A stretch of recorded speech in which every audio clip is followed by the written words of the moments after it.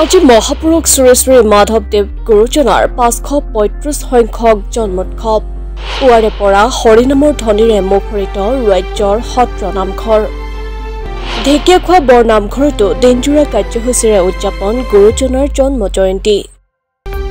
আজি মহাপুৰুষ শ্ৰী শ্ৰী মাধৱদেৱৰ 535 সংখ্যক জন্মোৎসৱ পুৱাৰে পৰা নাম প্ৰসংগ হৰিনাম কীৰ্তনৰ অমিয়া সুৰেৰে মুখৰিত ৰাজ্যৰ সত্ৰ নামঘৰসমূহ ৰাজ্যৰ অন্যান্য প্ৰান্তৰ লগতে ঢেকীয়াখোৱা বৰনামঘৰত পূৰ্বৰ দৰে এইবাৰো উলহ মালহেৰে দিনজোৰা কাৰ্যসূচীৰে উদযাপন গুৰুজনাৰ জন্ম জয়ন্তী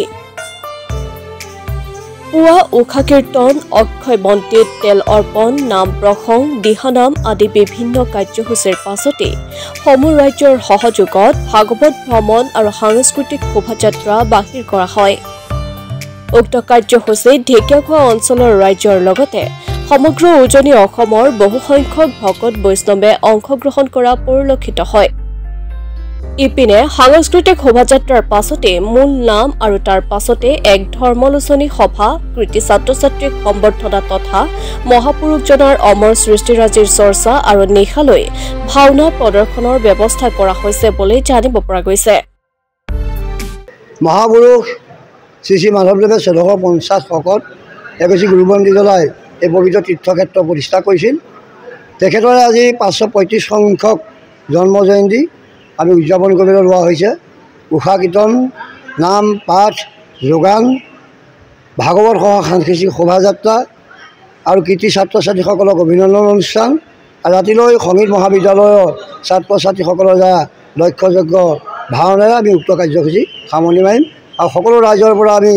সহায় সহযোগ সঁচ দিয়া পৰামৰ্শ কামনা কৰিলোঁ এই অনুষ্ঠান জাতি ধৰ্ম বৰ্ণ ভাষা নিৰ্বিশেষে পূৰ্বতেও এই অনুষ্ঠান আমাৰ ৰাইজৰ সহযোগত অনুষ্ঠিত হৈ আছে এতিয়া আমাৰ সমূহ ৰাইজৰ সহযোগত উৎসৱ পাৰ্বণসমূহ আমি ঢেকীয়াখোৱা বৰনামঘৰে পালন কৰি আহিছোঁ আৰু মহাপুৰুষ মাধৱদেৱে যেতিয়া আমাৰ নাম ধৰ্ম প্ৰচাৰ কৰিছিল সংঘৰূপ লৈ আৰু শিৱসাগৰৰ পৰা আহি পেলাই আমাৰ এই অঞ্চলতে এহাল বৃদ্ধ দম্পতী আছিল সেই দম্পতীৰ ঘৰত এৰাতি আশ্ৰয় লৈ তেখেতে গুৰু সেৱা কৰিছিল এগছি বন্তি জ্বলাই আৰু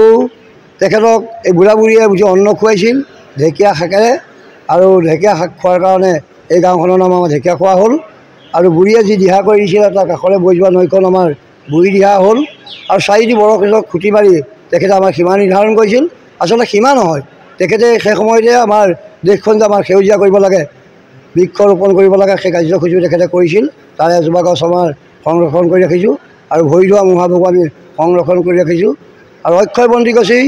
1450 শকৰ পৰা জ্বলি আছে আৰু সেই বন্তি গছে জাতি ধৰ্ম বৰ্ণ ভাষা নিৰ্বিশেষে অসম তথা ভাৰতৰ বাহিৰকো আশীৰ্বাদ প্ৰদান কৰি তেখেতসকলৰ মনোবাঞ্ছা পূৰ্ণ কৰি আছে টিয়কৰ পৰা বিৰাজ পৰা ৰিপৰ্ট মাই নিউজ এনি